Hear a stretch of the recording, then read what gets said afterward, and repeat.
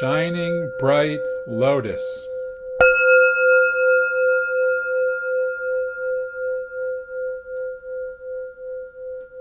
Talk is continuing to unpack emotional koans. Thank you, Mingpo. Thank you, Joho, for running the technology here. And thank you all distinguished guests who have taken the time to be here. We have a whole variety of Sangha members. I'm going to try and kind of go at a slow pace today, and I'm going to basically go through Koan 11, 12, and 13 with the idea of then and now. So there's a way that Junpo has constructed and crafted the emotional koan section of Mando Zen facilitation. And there's a way that we're learning to unpack it in a way that's more accessible and more, and I would say, more street savvy. How's that for a term? I would encourage you at some point in time to look at some of the earlier videos. There's a playlist on Mando Zen on my talks on the Shining by Lotus YouTube list, because in the previous talk, I kind of talk about how Junpo got here, sort of what was going on and the sort of structures. And one of the two key takeaways that I want to just remind us is one is that Junpo comes out of a monastery tradition. And so the idea of using koans had to do with the structure of the way he learned Zen. And he really wanted it to be accessible on the street, or in the marketplace is another term that we can use for that. And at the same time, the sort of the structures that were set up in terms of Zen's monastery approach tended to mean that it sat better on a retreat setting and it was harder to apply out in the real world. That's the first big point. And the second point is, what problem was he trying to solve, right? And that one is pretty easy in the sense that he was trying to solve the problem of his experience in the monastery, that people had wonderful awakening experiences, Kensho, there was a lot of enlightenment going on, and it wasn't translating into being kind and compassionate toward one another. So he wanted to come up with some sort of way of helping folks become more emotionally mature. And in order to do that, he took the technology that he had, which was koan studies, because Rinzai approach is using koans as part of the meditation practice, as opposed to the Soto form, which uses koans more as teaching tools and uses basically shikantaza, which is just being with. The interesting part about that little split between Rinzai and Soto is that what we're seeing is that when we add the just be with the emotions into our koans on the way to our waking up and seeing through the emotions, you have a more robust koan experience. So we're in a way using both methods of Rinzai and Soto in our Cosmopolitan Zen. I'm going to read a little passage from the Mando Manual. I imagine you're all pretty familiar with it. Feeling is information. In order to consciously respond rather than habitually react, it is essential that we experience and get the information within all our feelings, including those deeper feelings that lie underneath our habitual negative emotional reactions. Sounds pretty, makes sense. That is actually what emotional koans are trying to do. And actually, I'm going to read one more piece. To transform our habitual reactions, we must change our understanding, and through concentration meditation training, develop the ability to remain awake in the face of perceived insult or danger, and even intense pain. This allows us to slow down and experience the entire sensory, cognitive, emotional process. So it turns out that there's a lot of pieces in these two quotes to unpack. Okay, So in the first one, there's this basic idea of feeling as information. So we're aware from the Lankavatara Sutra that the information that we are filtering through ourself comes through the five senses: seeing, hearing, touching, tasting, smelling, and mental thoughts, thinking. That's the sixth of the eight vinyayas of Lankavatara. And at the same time, one of the things that's a little compressed in that sentence is information feels a little bit like it's objective. It's like there's data. And actually, emotions are not really data. They're like the other senses, but they're a little bit more complex. And so in order to work with them, and this is where the second quote comes in, this allows us to slow down and experience the entire sensory, cognitive, emotional process. Boy, that's a mouthful for information. Feeling information is sensory, cognitive, and emotional. Okay? So one of the key moves that we're learning and we're making in our work with emotional koans is to take a little bit more time and be with the emotional reactivity rather than recognizing it and then trying to look through it from awakened eyes. So I'm going to do a little experiment with you. And so this is it's a sing along, but you don't get to say anything. It's a meditate along. So I'm going to do like a 2-minute guided meditation. Well, it's not really meditation, it's a guided journey. You can do this with your eyes open or closed, but if you want to do it with your eyes closed, that works as well. So we'll just settle our attention for just 15 seconds. Bring your attention inside.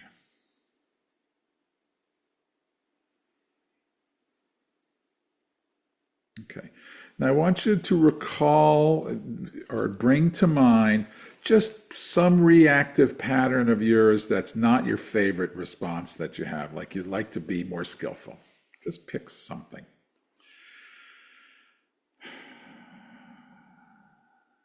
And once you've gotten that, just bring to mind, a story of when you were in this pattern. Could be a long time ago, could be very present. Doesn't really matter. Just run the story quickly through your head.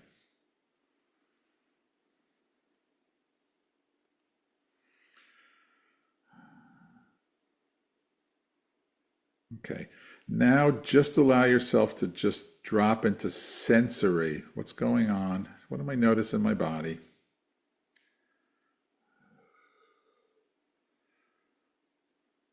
Notice what the mind is like. And then tune into the feeling itself.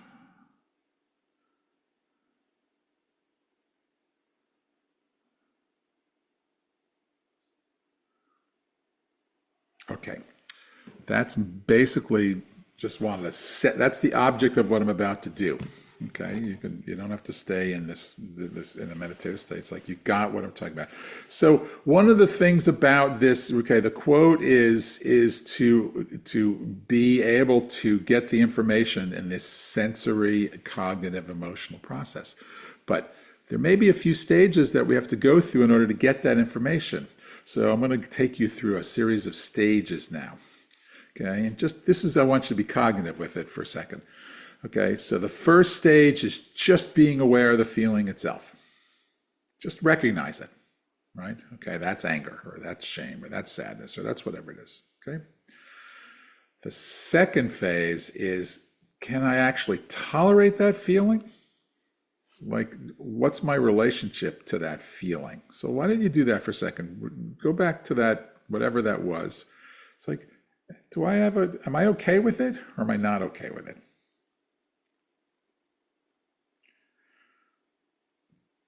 The third stage is, well, whether you are or not, can you really accept it? That's me. I have that feeling. Okay, that's mine. It's not anybody else's. Okay? The fourth one is a really interesting one, which is if you're accepting it, can you be kind to yourself? Can you be kind to that feelings? Or is there judgments that come up? So how about even if there's judgments come up, say, I'm kind. All right, I want to be kind. This is part of me. I accept it. I can tolerate it. And actually the next stage, fifth stage, is I'm going to welcome the feeling in.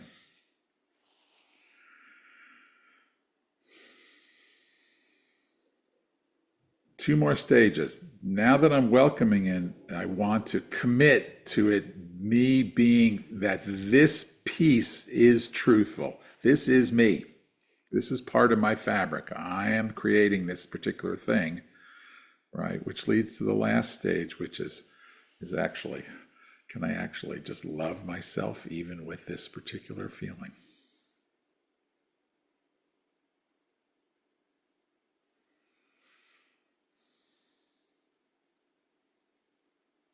Okay, so after the Dharma talk, we'll have a chance to talk through that sequence and a little bit of hear everybody's response to that. But for the talk, you get the idea. So this idea of slowing down to get the entire sensory, cognitive, emotional information, I haven't even gotten the information yet. Did I ask you to get any information? No. I just ask you to recognize it, tolerate it, accept it, be kind, welcome, own it, and be loving. So that actually becomes kind of a practice with our feelings. And so you can see easily where the Soto practice of shikantaza is a rather useful practice. Can I walk around in my life and actually start to be self-compassionate and notice that I have responses, I have reactivity. Last time I checked, meditating for 40 years it's put a dent on my reactivity, but I still got reactivities. I'm triggered by things. Okay, anybody else like that? Thank you for raising hands. So that dissolving the division and taking full responsibility is a good step before we do the classic step of listen for the information. What's going to arise? What am I learning? Is there something here in this that I want to have a message from? But you see how I've added that piece in. So in order to move into the 11th koan, okay, we want to take a little bit of foray into, first of all, we learn a lot about emotions through one of our other heroes, Carla McLaren, who has 4 basic principles about emotions that are just really useful to remind ourselves, especially if this idea of feelings information. The first one is there's no negative emotions, there's no positive emotions. They're just emotions. So if we were going to rewrite, which we're not doing, the Mondo Manual, we would take out words like negative emotions. We would just say, habitual patterns that we're uncomfortable with, not negative. There's just emotions, right? And her second principle, which is I have to learn how to channel those emotions, is really what I just did, these 7 stages. That's how you begin to channel emotions. You begin to become an emotional wizard if you can actually become more able to identify, accept, welcome, and love those emotions. Because if I can do that, then I'm much more better able to get the information. There's 2 other principles that McLaren offers us here, right? The first one is that emotions can be very nuanced. They tend to be, subtle, right? I know I get into a big thing often with my partner when we call anger this entire gamut of irritation, anger, and rage. Irritation's mild, anger is strong, and rage is out of control. Right, so let's try and understand the subtleties of that and nuance emotions and get kind of clear about that. And then also the last pattern of McLaren is that often there are more than one going on at the same time. We just tend to pay attention to the messenger. And that last one is what Junpo was paying attention to when he moved into the 11th koan. Right, what are the deeper feelings that lie beneath violent anger, shame, and disconnection? That's the 11th koan. And in this new world, we were saying, we like to say, what are the what is the complex of feelings that are involved when I experience anger, shame, and disconnection? And in order to do that, I have to sit with it. I have to say, okay, I hear that there's anger, but are there other feelings here? And then we know from the Manda manual that it's not uncommon. There could be shame. There could be fear. There could be sadness. And if we, with a little bit of nudging, you can move into the main thought of the 11th koan, which is that the only reason why you're having this emotional response, not the only, but a big central value or purpose of this of this feeling is because I have interest. I have some sort of connection. I have attachment. In Junpo's language, because I care. Right? It's like I care. So in order to do emotional koan work, I got to slow it down, welcome it in and love it. And now I got to actually start to notice that there's a whole lot of things going on here. What else is going on here? And what really matters? What really matters becomes the question. That's actually, to me, what the 11th koan is actually pointing to, that what matters is that I have a need, or there's something in me that wants or is moving toward this circumstance. Otherwise, it just would bounce off of me. Okay, the 12th koan basically then proceeds to basically say, well, if you care, that really means that it's coming from inside of you. I can say that in the first person. If I really care, it's coming inside of me. And that we actually covered earlier in a way when in the 6th phase of the first sequence that I gave you, which was you really owning it. Commit completely to the truth of experience. It's mine. Yeah. Right? The 12th koan reads, can anything make you angry, shame you, or make you disconnect? And the answer really, it's like, well, yeah, things make me angry or shame me and disconnected, but I'm now recognizing that no one's doing anything to me. I'm doing it to myself. I am creating this particular story in some way or another. And that fits Zen theory and logic quite nicely, because all phenomenon, all objects are relational, right? The 12 dependent links show that it's all dependent on everything else, but it's my little view that is reacting and creating these things. So it's like, yeah, okay, right? It's my story. Now, in the 12th koan, I'm going to read this. He says, with this realization, we experience and understand that there is always time to interrupt a negative emotional reaction and make a conscious choice. Now, I'm not necessarily sure everybody's going to say, yeah, right, that's what that means. Okay, that's an intention. So remember, clear intentions. So the intention is to teach people that if it's yours, and if you're practicing meditation and you're following this particular path, then you really want to buy into and believe that I can create time. If I practice enough, I can continue to apply myself to having time and space, to consciously choose a response, right? Rather than just react, okay? So with this realization, we experience and understand that there's always time to interrupt a negative emotional reaction and make a conscious choice.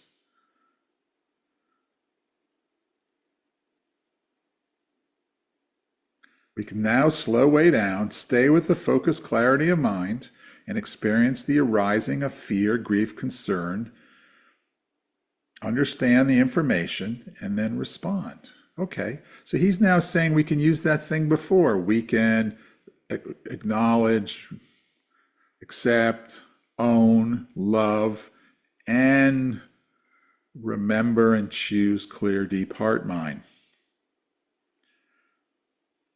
With training and practice, you can transform your emotional reactions.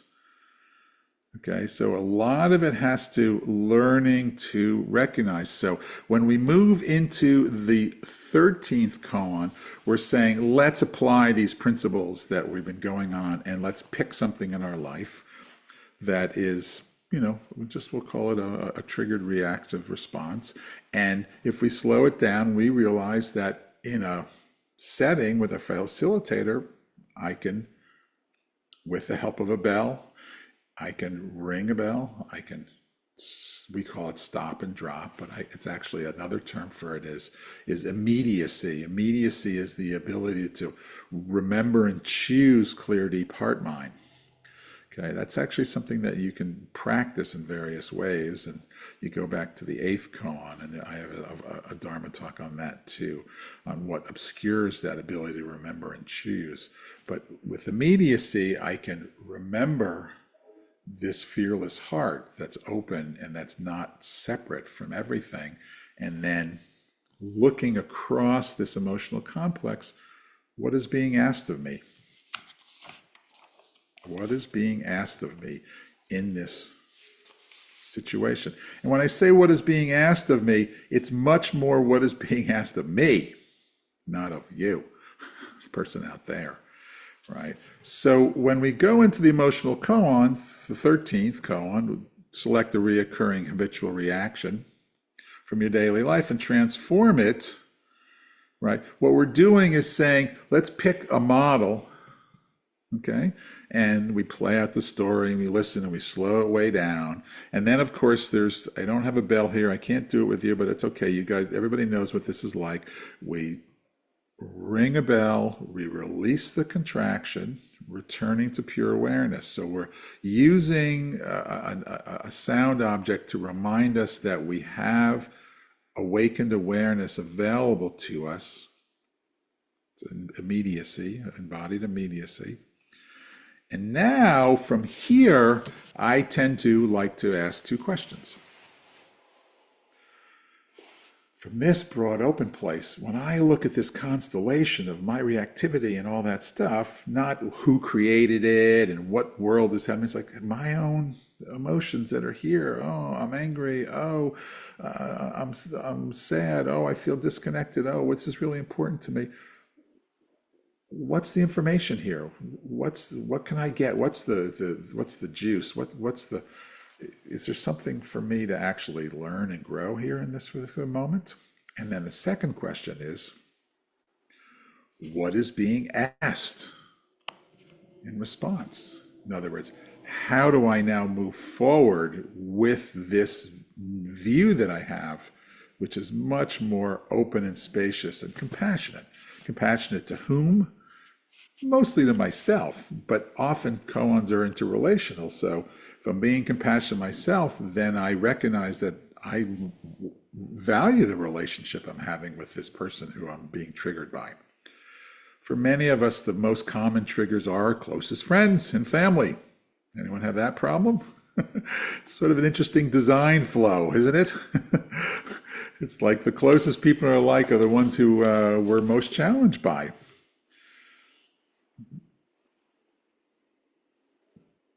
And then the work really is to see that this is something that is always available to me. So my practice is not on the cushion solely. My practice is when I get triggered. I sit so that I have the muscles meaning the wherewithal to remember and choose to slow down, welcome, accept, commit, listen, drop. I don't need anyone to ring a bell. I can just do that myself and then look through awakened eyes at the information of this whole scene and respond what is being asked of me in response. So then it becomes something that we carry around with us. It becomes it's not a koan. It's interesting because Hakuin's koans, and I'm going to wrap up here. Hakuin's koans were something that you were given on the meditation cushion, but then you were told to go do it, while you were working and while you were, at all the other points in your life. And this is why this is the brilliance of Junpo. Well, one of the things that you certainly carry around with you is the exquisite design of being triggered by your fellow comrades and family and friends. So commit to that. Commit to saying, oh, there's me again. Okay. Accept it, welcome it, own it, love it.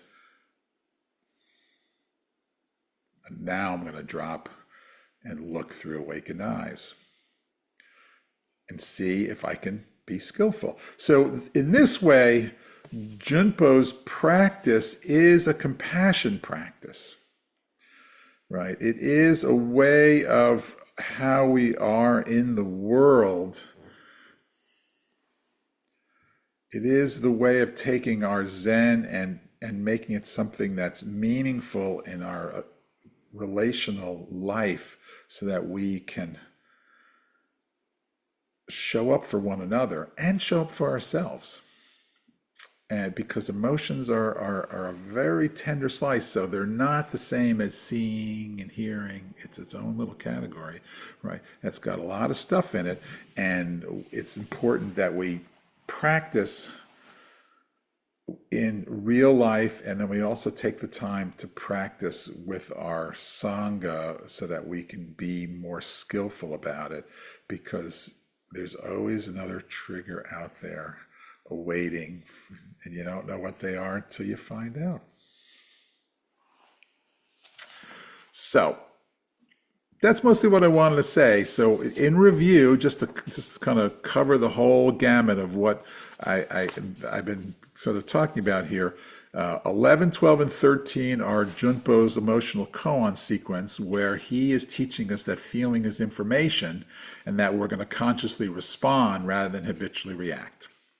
In order to do that, he uses this great language to slow down and experience the entire sensory, cognitive, emotional process. I offered you a little model of these 7 stages of, you got to get the whole thing. Recognition,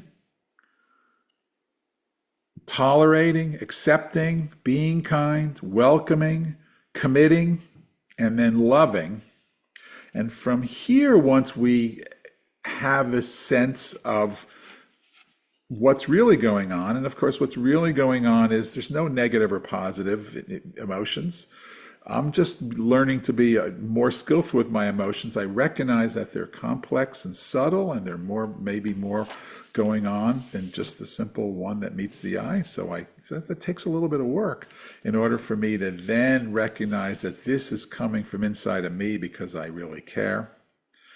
I'm going to own this, and now I'm going to use my skill, embodied immediacy, and drop into clear, deep heart mind. What's here for me, what's skillful, and what is being asked of me in response. And from there,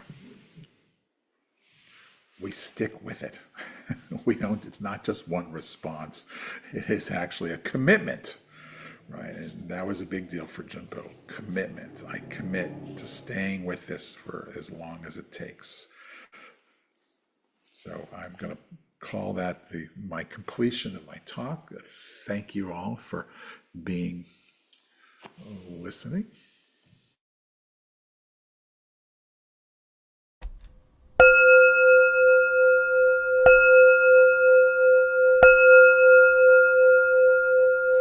Shining bright lotus.